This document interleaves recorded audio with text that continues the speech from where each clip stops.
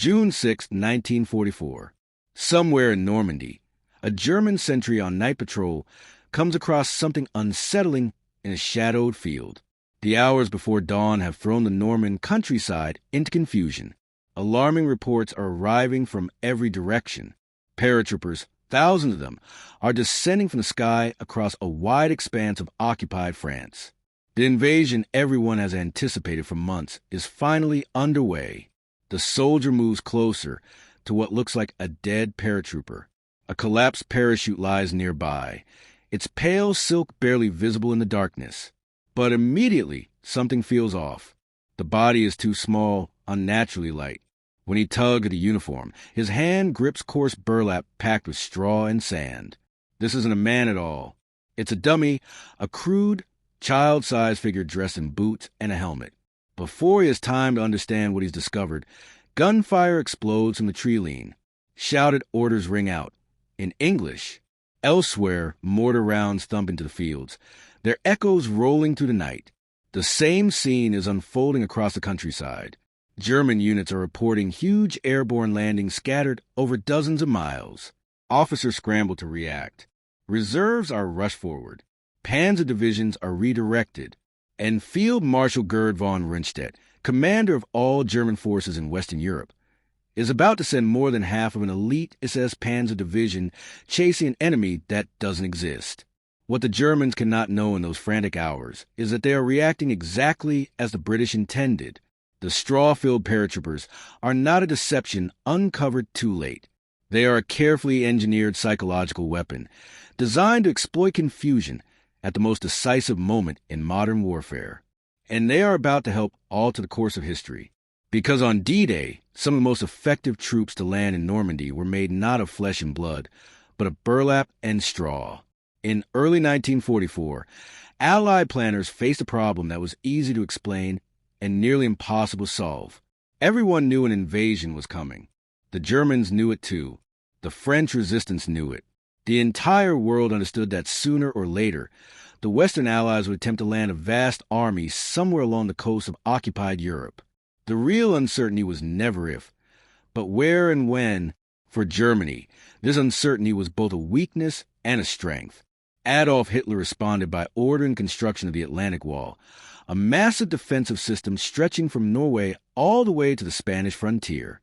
Thousands of concrete bunkers, artillery positions, beach obstacles, and minefields turned the coastline into a fortified barrier. Field Marshal Erwin Rommel, the famed Desert Fox, was placed in charge of defending the French coast. He attacked the task with relentless energy. Under Rommel's supervision, millions of mines were buried. Steel barriers were driven into the beaches and tidal zones.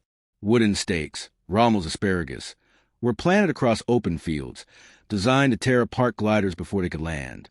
Yet no defensive system, no matter how vast, could be equally strong along its entire length.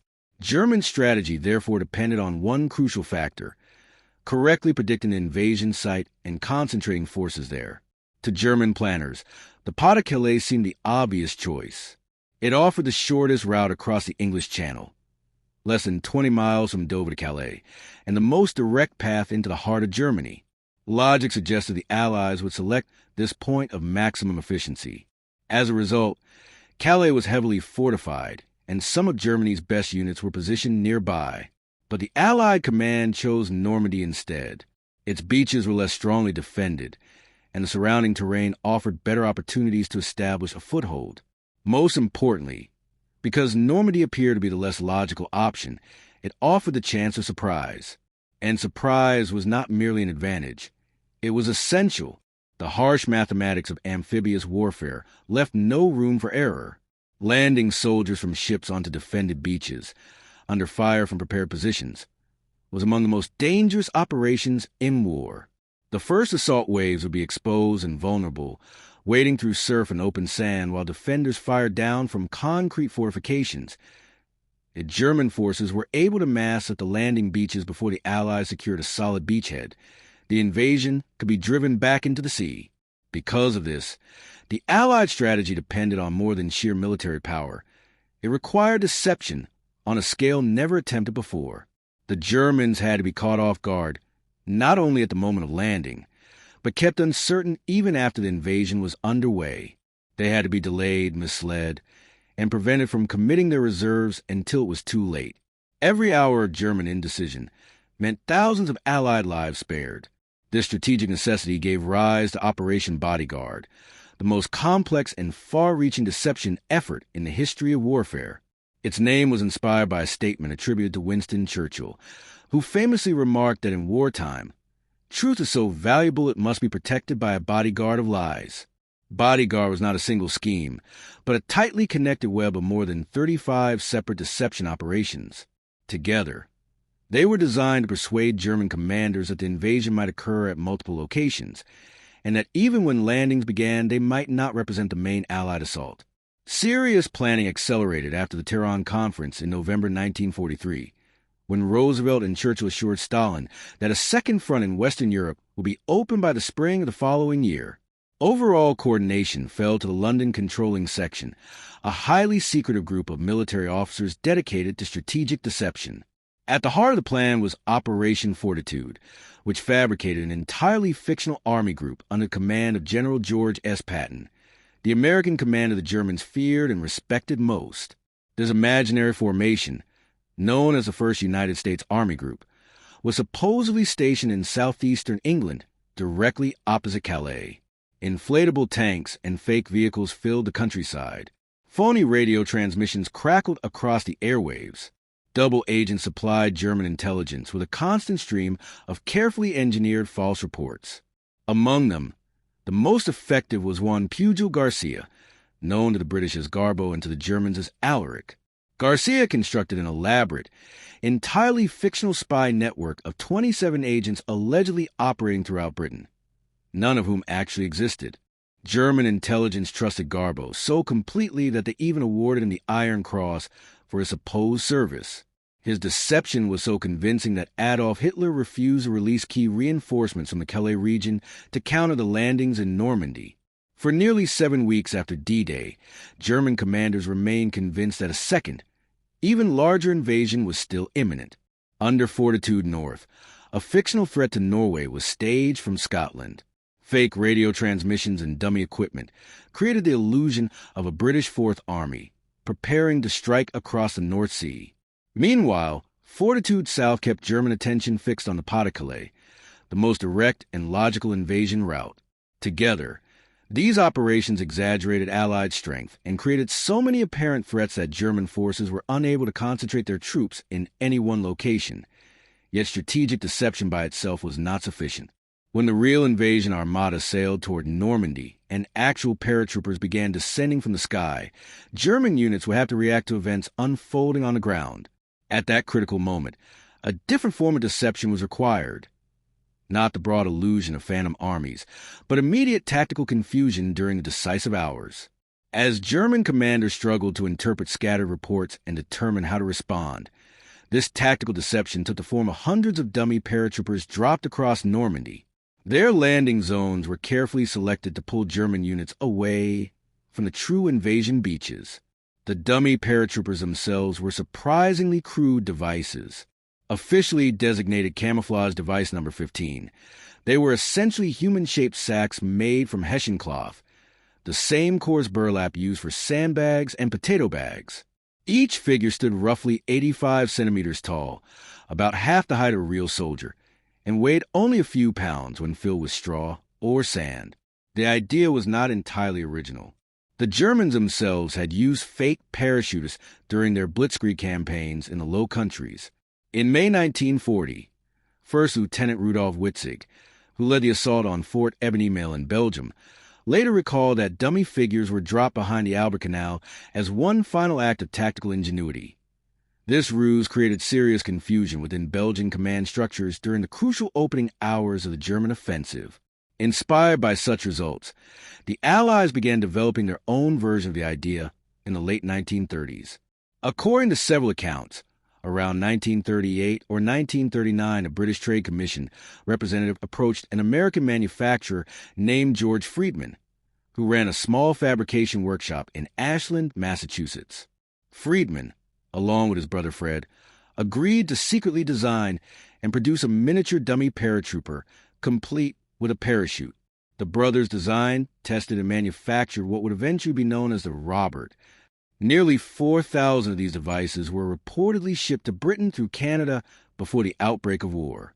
Their design was based on a simple but powerful psychological insight. In darkness, a parachute drifting down from the sky looks convincing no matter what is attached to it. German soldiers on the ground, watching silhouettes fall from aircraft at night, would see parachutes and instinctively assume they were paratroopers. The human mind fills in details the eyes cannot clearly perceive.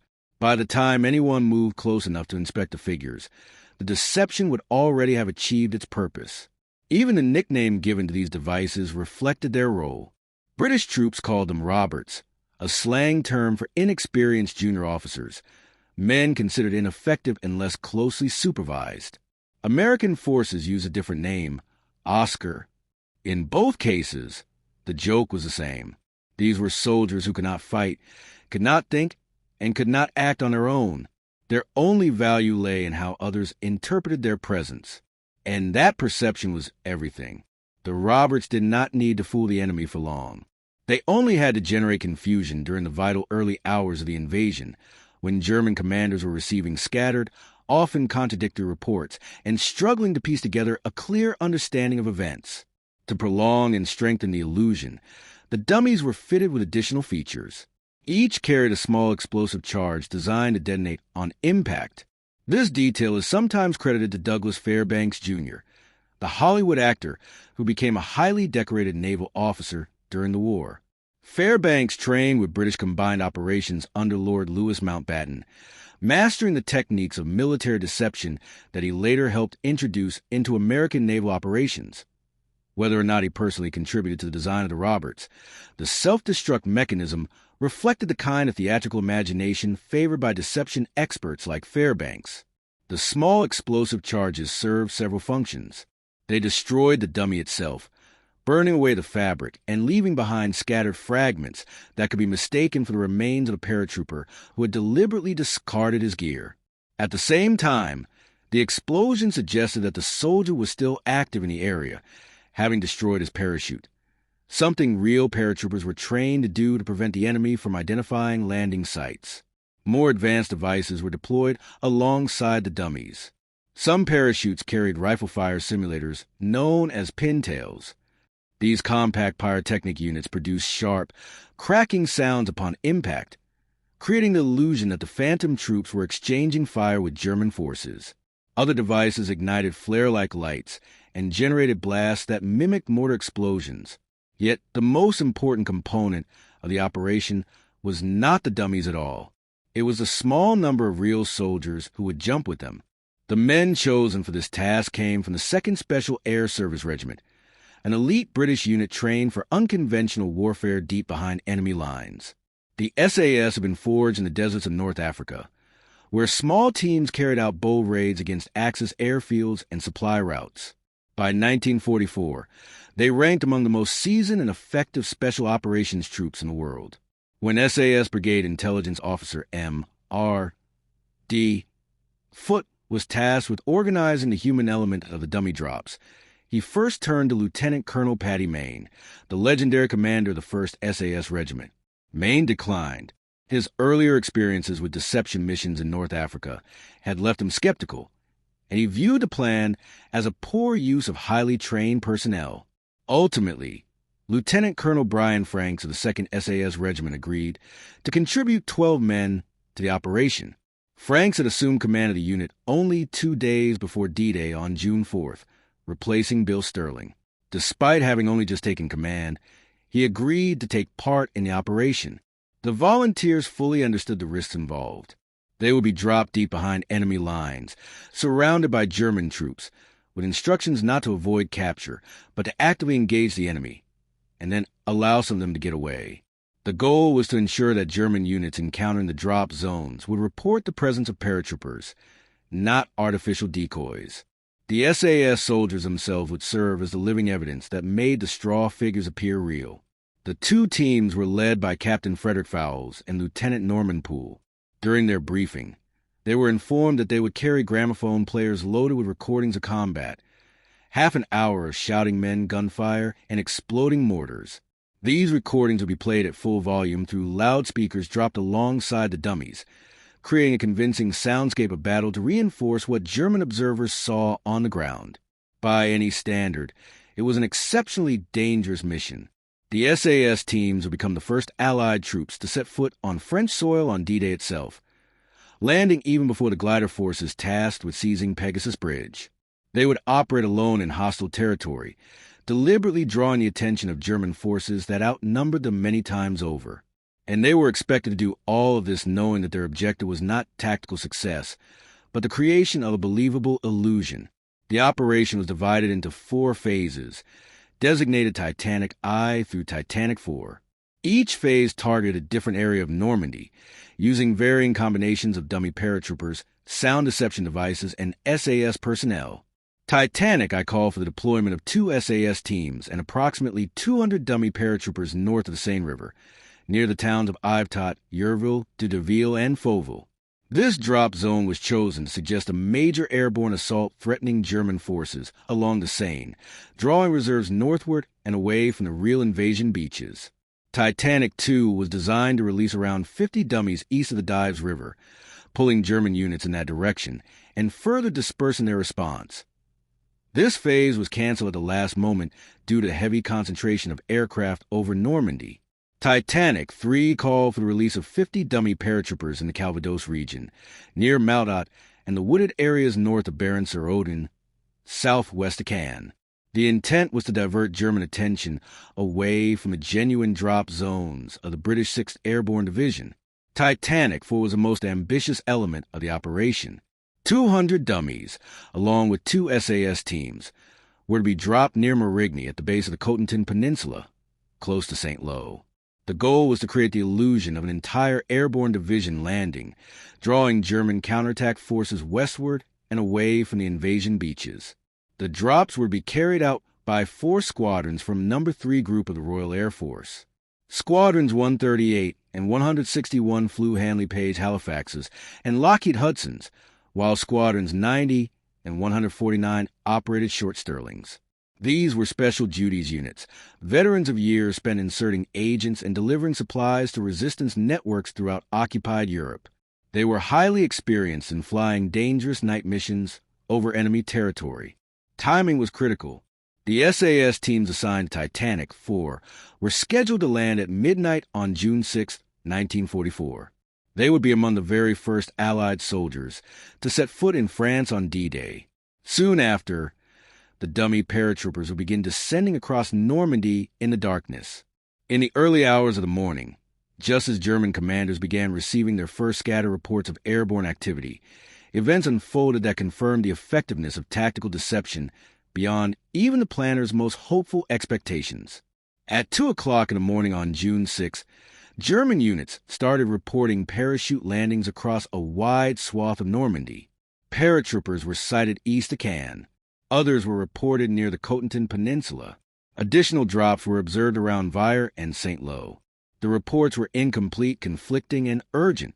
Something large-scale was clearly unfolding in the skies over Normandy, but no one could determine its true scope or intent.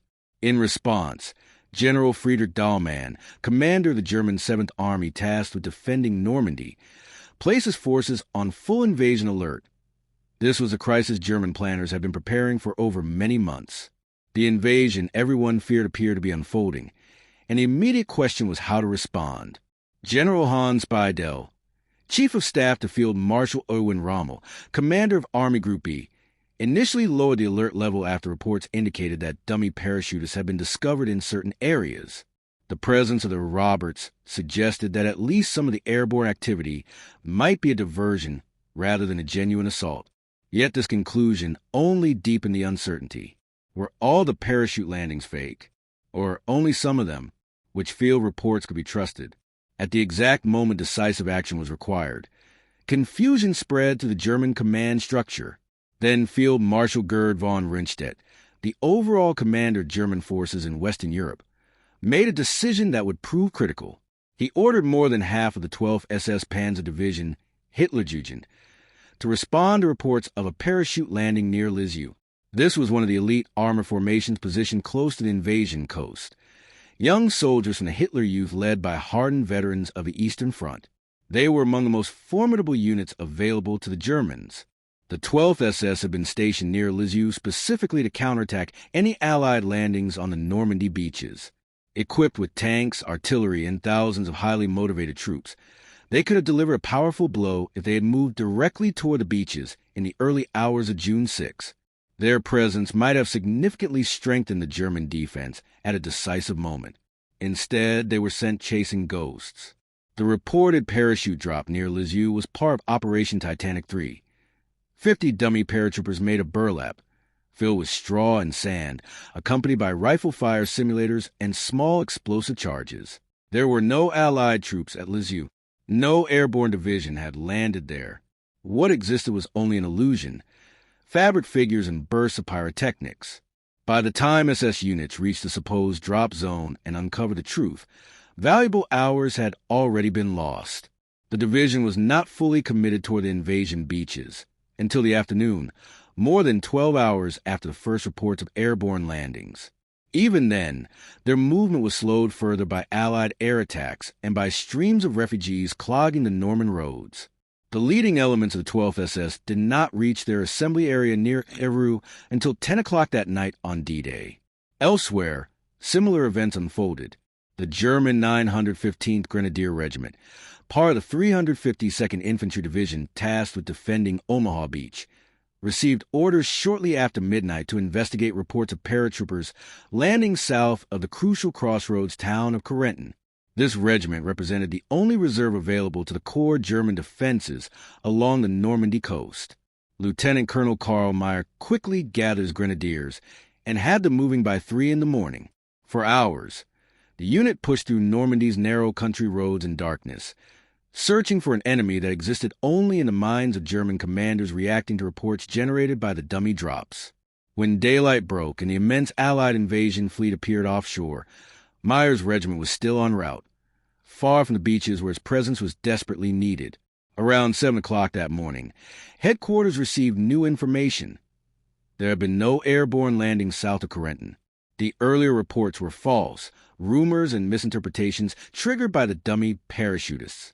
The 915th was ordered to reverse course and head east to counter the British landings instead. Even this simple command proved difficult to carry out. The regiment now had to turn around on narrow roads already choked with refugees, military vehicles, and growing confusion. When the regiment finally reached a position to attack, it ran directly into advancing British troops, supported by armor and air power. Lieutenant Colonel Meyer was killed, and most of his unit was thrown into a disorderly retreat. The price of pursuing phantom enemies was measured in lost hours and missed chances. German formations that should have been strengthening the beach defenses instead spent the crucial opening hours of D-Day reacting to threats that did not exist. Panzer divisions capable of striking the vulnerable beachheads were delayed, split apart, and thrown into confusion. The reserves upon which German defensive doctrine relied were fed piecemeal into imaginary battles. While this was happening, the real Allied airborne forces, the American 82nd and 101st Airborne Divisions and the British 6th Airborne Division, were carrying out their true objectives. They seized bridges, destroyed artillery positions, and blocked key routes that German reinforcements needed to reach the beaches. The confusion caused by the dummy drops bought them the precious time required to organize and consolidate their gains. The sheer scale of the D-Day invasion was overwhelming. On June 6, nearly 160,000 Allied soldiers came ashore in Normandy, including more than 23,000 airborne troops delivered by parachute and glider. Almost 7,000 naval vessels took part in the operation, supported by roughly 12,000 aircraft. Allied casualties on D-Day exceeded 10,000, with more than 4,000 men killed. Against this vast undertaking, Operation Titanic deployed only about 500 dummy paratroopers and just 12 SAS soldiers. The contrast highlights the power of deception as a force multiplier. A few hundred straw-filled figures and a handful of men influenced the movement of entire divisions. The human cost of Operation Titanic fell almost entirely on the small group of SAS volunteers who carried out the mission. 8 of them never returned. killed during the drops or captured by German forces and later executed. The Titanic 4 team, led by Captain Fowles and Lieutenant Poole, landed shortly after midnight as planned, touching down roughly 10 minutes ahead of schedule. Their jump was widely dispersed, and they were unable to recover the containers carrying their equipment. The gramophones meant to broadcast recorded battle sounds were shattered on impact. The men found themselves far behind German lines, armed only with their personal weapons. For more than 40 days, the SAS soldiers survived by evading German patrols with the assistance of the French resistance. They stayed constantly on the move to avoid detection, even as a German parachute battalion was deployed into their area to hunt them down. At one point, they received word that 3 American paratroopers were hiding in a barn roughly 10 miles away, men from the 508th Parachute Infantry Regiment who had escaped from a German prisoner transport. 3 SAS troopers traveled through the night to reach them. One of the Americans was severely wounded and unable to walk, so Trooper Anthony Merriweather carried him the entire distance back. Eventually, the combined group made an attempt to break through the Allied lines. During this effort, they unexpectedly encountered 2 German paratroopers who hurled grenades, wounding Captain Fowles in the back.